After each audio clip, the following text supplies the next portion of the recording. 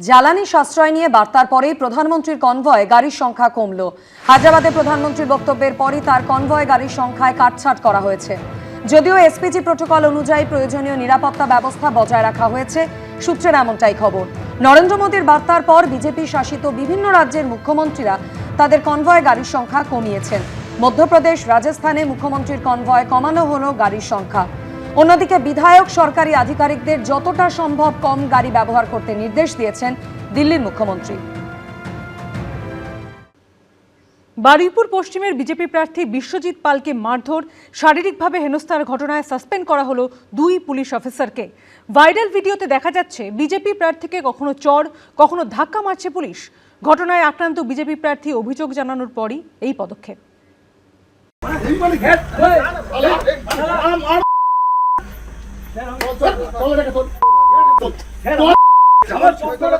প্রথমে কষিয়ে চড়, এরপর বিজেপি প্রার্থীকে টেনে হিঁচড়ে তোলা হলো গাড়িতে, সঙ্গে অশ্রাব্য গালিগালাজ। বারুইপুর পশ্চিমের বিজেপি প্রার্থী বিশ্বজিৎ পালকে মারধর, শারীরিকভাবে হেনস্থার ঘটনায় সাসপেন্ড করা হলো 2 পুলিশ অফিসারকে।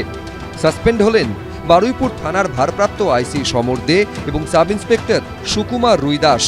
অভিযোগ, ভোটের ফল প্রকাশের পরদিন অর্থাৎ 5ই মে বিকেলে বারুইপুর পশ্চিমের বিজেপি প্রার্থী বিশ্বজিৎ পালকে শারীরিকভাবে হেনস্থা করে পুলিশ।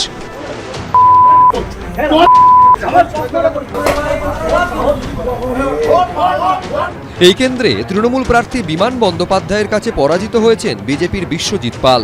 বিজেপির দাবি, বারুইপুর পশ্চিম বিধানসভা এলাকায় বিভিন্ন জায়গায় ভাঙচুরের অভিযোগ তোলে তৃণমূল।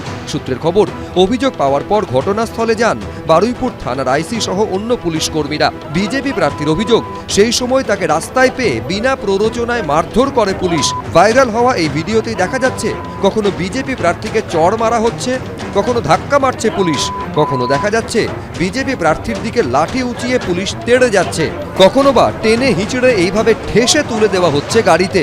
সঙ্গে অশ্রাব্য গালিগালাজ তো রয়েছে। ঘটনায় পুলিশের কাছে অভিযোগ জানান বারুইপুর পশ্চিমের বিজেপি প্রার্থী বিশ্বজিৎ পাল। এই প্রেক্ষাপটে সাসপেন্ড করা হলো ভারপ্রাপ্ত আইসি ও সাব ইন্সপেক্টরকে। ময়ূখ ঠাকুর চক্রবর্তী, এবিপি আনন্দ, কলকাতা।